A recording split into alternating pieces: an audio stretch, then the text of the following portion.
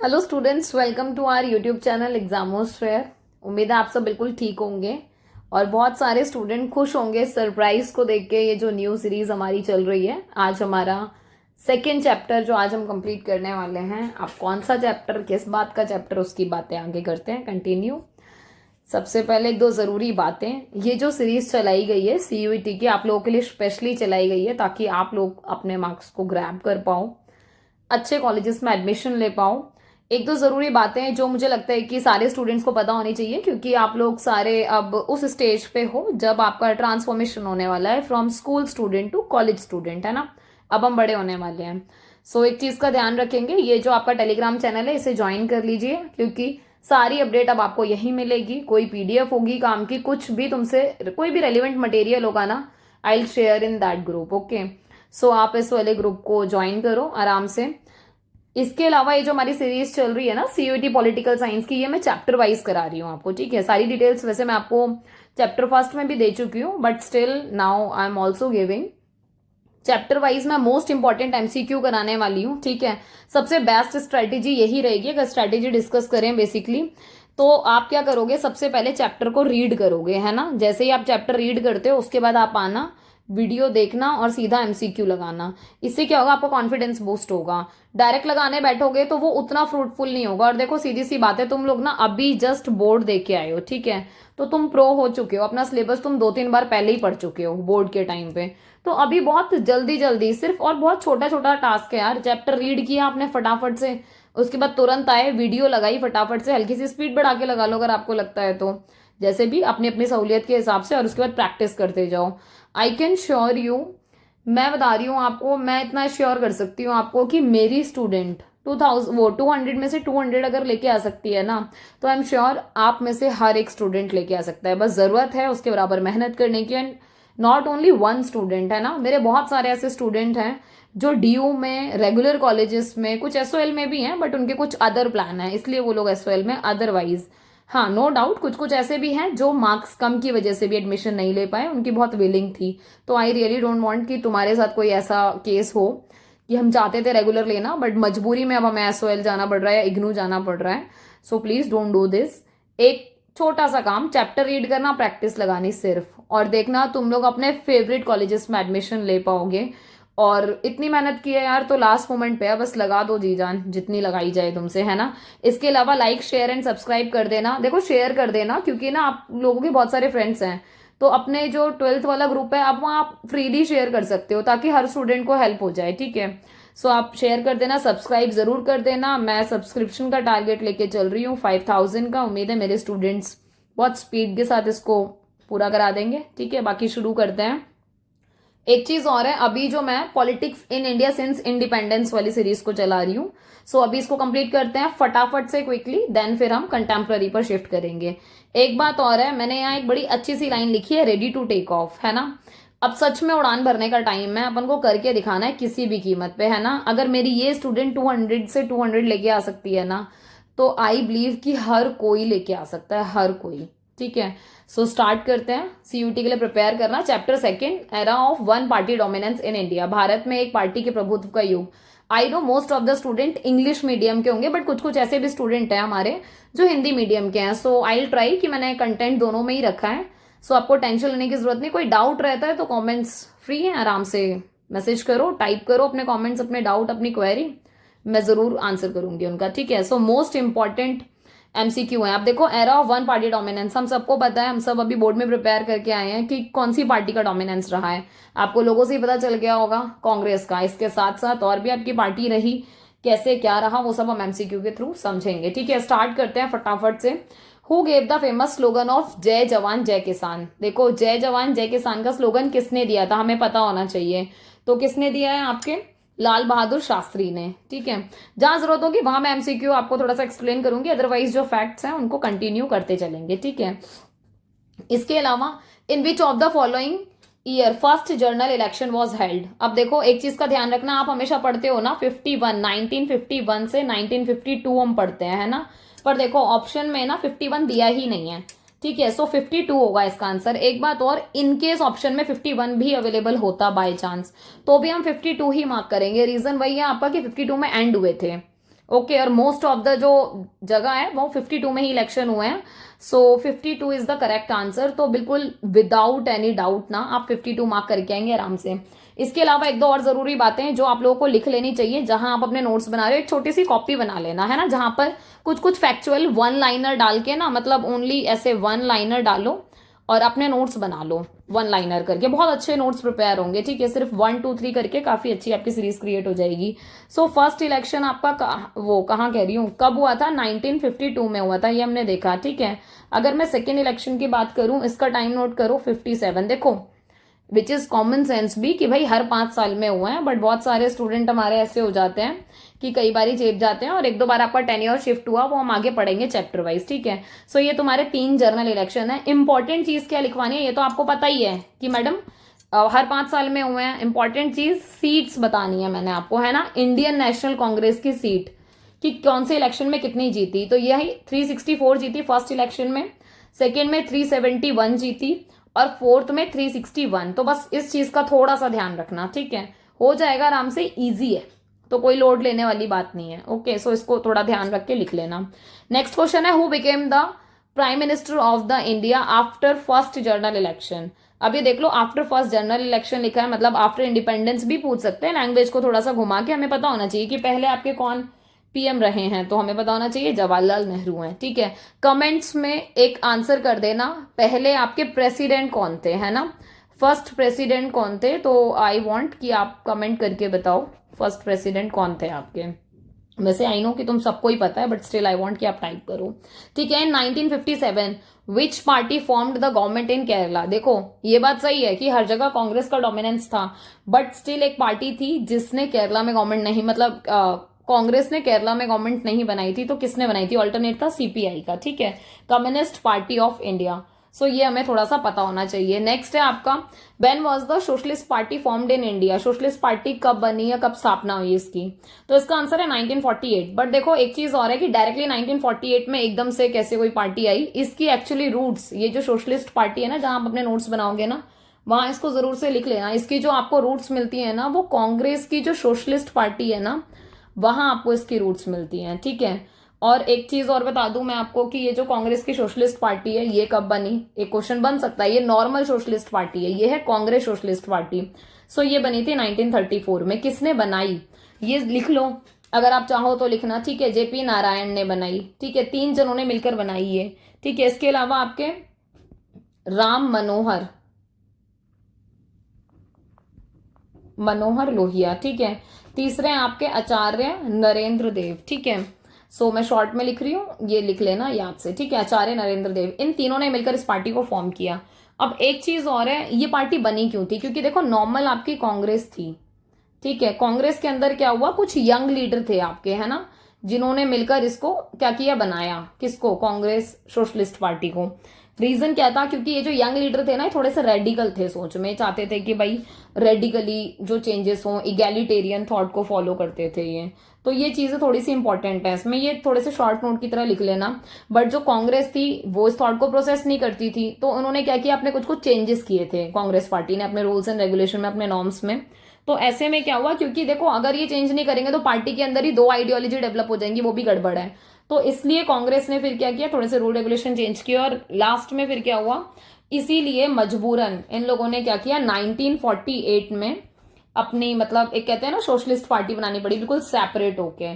और एक चीज और है, इस पार्टी की आइडियोलॉजी क्या थी, ये भी एक क्वेश्चन बनता है आपका, ठीक है। सो हमें आइडियोलॉजी पता होनी चाहिए इस पार्टी की, तो वो है आपकी डेमोक्रेटिक सोशलिज्म, ठीक है। तो इसको जरूर से लिख लेना, हो सकता है आगे क्वेश्चन हो इससे रिलेटेड, तो वो प्रैक्टिस हो जाएगी। सो इंपॉर्टेंट चीजें इसको मार्क कर लेना, जहां जहां जरूरत होगी सिर्फ वहीं बताऊंगी इंपॉर्टेंट फैक्ट। नेक्स्ट है आपका द सोशलिस्ट एडवोकेटेड आइडियोलॉजी। वही वाली बात हो गई, जो सोशलिस्ट होते हैं उनकी कैसी विचारधारा होती है, कैसा उनका थॉट प्रोसेस होता है ना। सो ये डेमोक्रेटिक सोशलिज्म, लोकतांत्रिक समाजवाद, ये हमने अभी जस्ट पढ़ाई था। नेक्स्ट है the party won the second largest number of Lok Sabha seats in the first general election was. देखो फर्स्ट जनरल इलेक्शन में हमने कांग्रेस का तो देख लिया था, इंडियन नेशनल कांग्रेस की कितनी सीट थी फर्स्ट में, 364। पर दूसरी कौन सी पार्टी थी जिसने आपकी क्या नाम है, सेकेंड लार्जेस्ट पार्टी जो रही थी, सो वो थी आपकी कम्युनिस्ट पार्टी ऑफ इंडिया, ठीक है। अब कम्युनिस्ट पार्टी ऑफ इंडिया की कितनी सीट्स रही हैं वो बताओ कमेंट में, ठीक है। नेक्स्ट हम करते हैं आपका continue. In democracy people use their power through. देखो डेमोक्रेसी में लोगों के पास पावर किससे आती है, हम कहते हैं ना लोगों के पास ही सारी पावर है, तो क्या वो चीज है, वो है इलेक्शन आपके। ये हम सबको पता है, चुनाव आ भी रहे हैं इन दिनों, तो आपको पता है कि सब कुछ जनता के हाथ में ही है, ठीक है। इसीलिए तो इन दिनों आपके जितने लीडर हैं वो हर कोई आके आपको पूछता है, आपके घर आएंगे, पैर छुएंगे, हाथ मिलाएंगे, दादी दादा से मिलेंगे, बात करेंगे मम्मी पापा से, बिकॉज दे नो कि इलेक्शन के थ्रू ही मतलब बहुत बड़े बड़े बदलाव हो सकते हैं। नेक्स्ट आपका the first 3 Lok Sabha election 1952, 57, 62 were dominated by the Congress party under the leadership. अब देखो ये क्वेश्चन बड़ा मजेदार है कि किस लीडर की लीडरशिप में मतलब ये पूरा डोमिनेटेड रहा। तो ये हमें पता होना चाहिए कि जवाहरलाल नेहरू की लीडरशिप में हमारा ये डोमिनेटेड रहा, क्योंकि तीनों टाइम पर वो थे।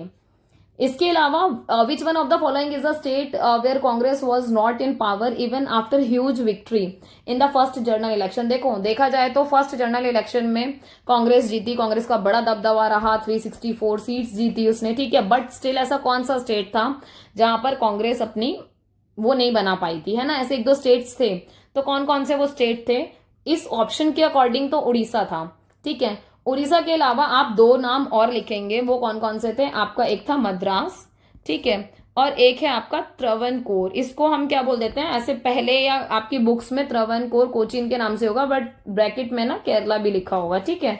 सो मद्रास और केरला, ये 2 आपके स्टेट और थे जहां पर आपकी कांग्रेस गवर्नमेंट नहीं बना पाई थी, ठीक है, इतनी भारी सीट जीतने के बाद भी। तो ये थोड़ा सा ध्यान रखना। इसके अलावा देखो आपके 4 क्वेश्चंस पैराग्राफ से भी बनते हैं। बहुत इंपॉर्टेंट बात जो मैं आपको बताना चाहती हूँ और मैं चाहती हूँ आप लोग प्रैक्टिस करो, वीडियो को पॉज करना यहीं पे, इसको रीड आउट करना, क्योंकि मैं रीड आउट करके टाइम वेस्ट नहीं करूंगी, बट मैं आपको बताती हूँ कि क्या होता है। आपको देखो बेसिक नॉलेज है, जरूरी नहीं है जो ये लाइंस दे रखी हैं तो आपका सारा कुछ इन लाइन से ही मतलब उठा के क्वेश्चंस पूछे जाएंगे, पर बेस्ट तरीका जो होता है ना क्वेश्चन सॉल्व करने का, सबसे बेस्ट 11 से 14 क्वेश्चन तक है। सारे क्वेश्चन एक बार रीड आउट कर लेते हैं फटाफट से। When did the era of one party dominance usher in, मतलब कब वो युग आया, है ना, मतलब वो पूरा डोमिनेंस का। तो ये ठीक है, अभी इसको सॉल्व करेंगे एक एक करके। क्वेश्चंस पढ़ लो फटाफट से बस। The nature of the Congress had been during the era of one party dominance. आपने पढ़ लिया कि हाँ भाई कौन से वाले टाइम में, या फिर एक रहता है ना कि कौन सा कांग्रेस का वो पूरा का पूरा डोमिनेंस रहा है, कैसा नेचर रहा है कांग्रेस का, कि किस चीज को वो फोकस करती है डोमिनेंस करते हुए। तो आपने क्वेश्चन पढ़ लिया, ठीक है। आप ऑप्शंस पढ़ लो फटाफट से। इंक्लूसिव है, सोशल कोएलिशन है, आइडियोलॉजिकल कोएलिशन है, ऑल एक्सक्लूसिव है। नेक्स्ट आपका the root of the extraordinary success of Congress was due to. क्यों एक्स्ट्रा ऑर्डिनरी जो उसकी मतलब सक्सेस थी वो कॉज हुई, क्या रूट्स हैं उस चीज के, है ना, कि सफलता की क्या क्या जड़ें हैं उसकी, तो क्या रीजन रहे कि क्यों कांग्रेस को ही मतलब लोगों ने इतनी वैल्यू दी शुरुआत में ही।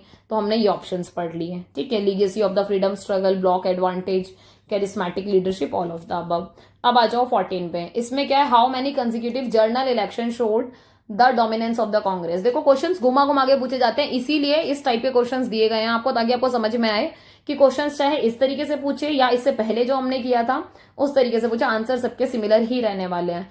अब देखो ये आपने 14 तक है, 11 से 14, 14 तक आपने क्वेश्चंस पढ़ लिए। अब आप इसको रीड करना शुरू करोगे। जब आप रीड करना शुरू करोगे ना तो देखो कई आंसर्स तो आपको इसी में मिल जाएंगे। आप सिर्फ रीड करते चलो। अब जैसे ही आपको दिखेगा इसमें कि हाँ ये कुछ कांग्रेस का एक्स्ट्राऑर्डिनरी सक्सेस से रिलेटेड है, आप गए फटाफट सक्सेस वाला आपने क्वेश्चन पढ़ा, फिर आपको समझ में आ जाएगा कि हाँ ये क्या है। ऑलमोस्ट चीजें आपको पता होंगी, वैसे अगर चैप्टर की नॉलेज है तो वैसे ही आप कर जाओगे, ठीक है।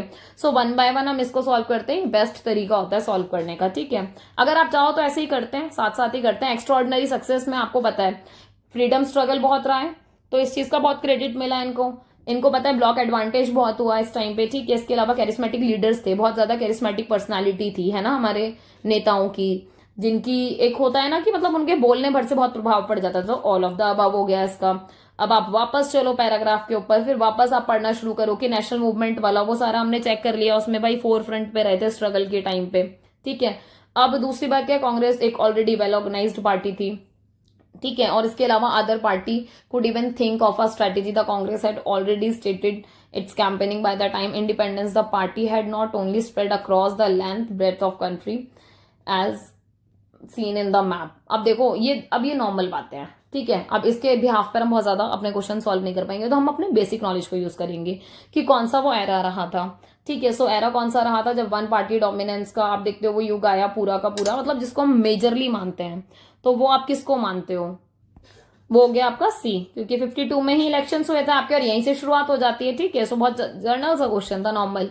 नेक्स्ट है nature of the Congress had been during the era of one party dominance. उस टाइम पे कैसा नेचर था कांग्रेस का? ऑल इंक्लूसिवनेस थी, सोशल कोalition था, आइडियोलॉजिकल कोalition था, या ऑल एक्सक्लूसिव थी? सो अब देखो कि ये क्या चीज फॉलो करते थे, ये हमें पता होना चाहिए। सो इसका क्या आंसर होगा? ऑल एक्सक्लूसिव, ठीक है। नेक्स्ट है आपका ये तो हमने कर ही लिया, ठीक है। अब नेक्स्ट है 14, how many consecutive general election shown the dominance of the Congress. हमने पढ़ाई की टोटल, मतलब आपने कौन से या फिर कितने इलेक्शंस में आपने वाली चीज देखी, तो टोटल 3 जनरल इलेक्शन में देखी है हमने। टाइम हमें पता है 52, 57 एंड 62, सिंपल। नेक्स्ट है who was regarded as the maker of the modern Karnataka. जो कर्नाटका आपका बना है या फिर कर्नाटक के निर्माता किसको माना जाता है, ठीक है। सो ये माने जाते हैं आप एस निजलिंगप्पा, ठीक है, ये नाम ध्यान रखना आप।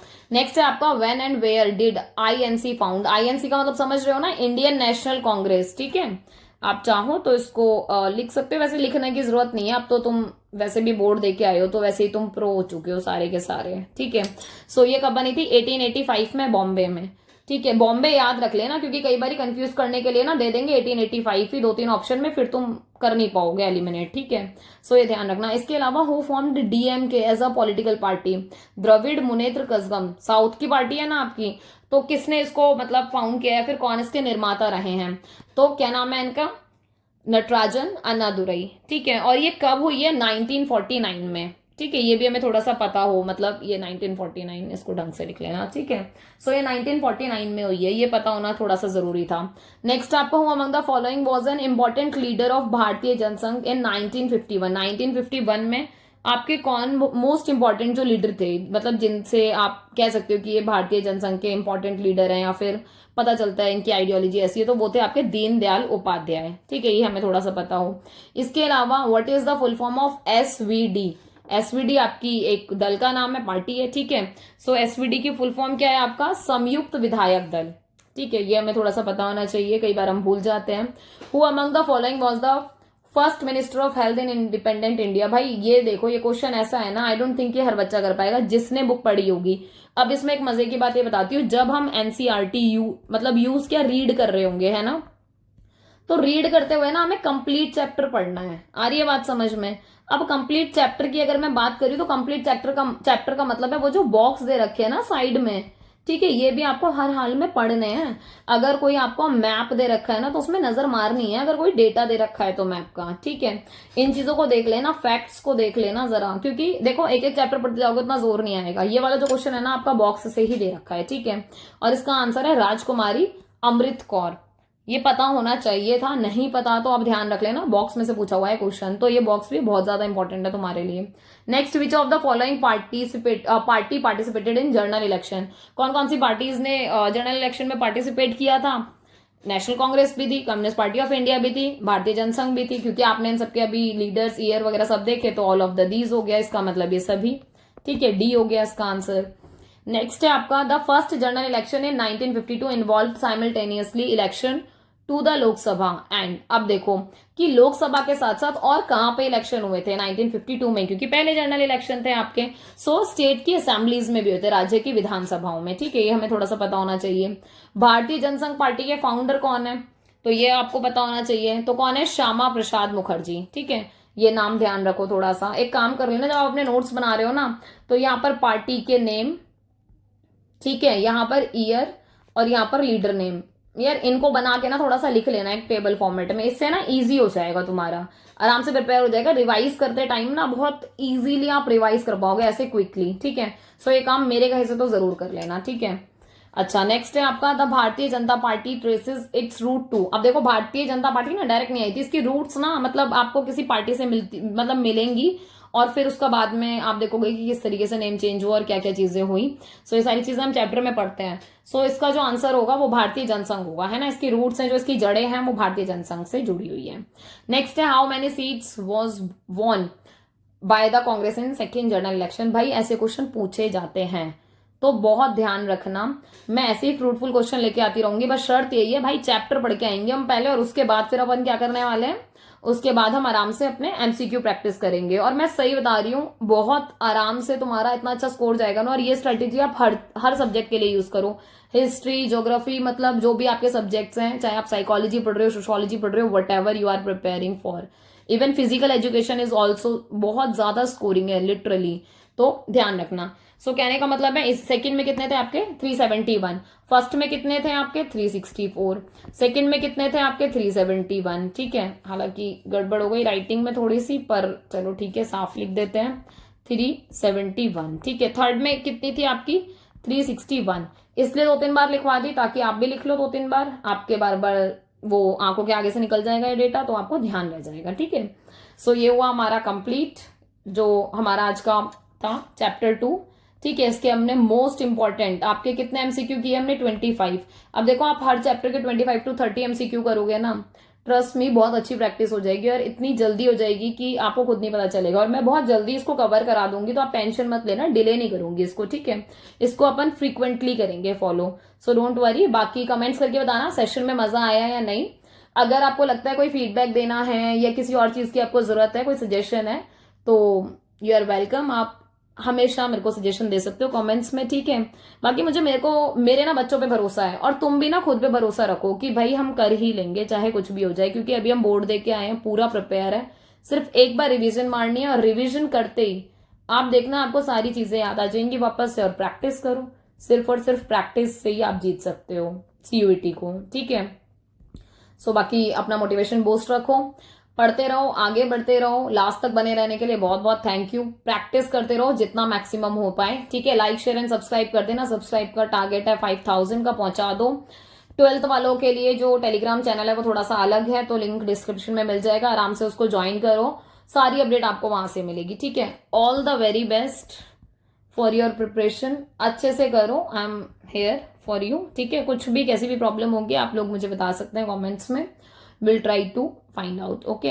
सोल्यूशन मिलेगा, जरूर से मिलेगा, मैं साथ खड़ी हूँ, टेंशन लेने की कोई जरूरत नहीं है, ठीक है।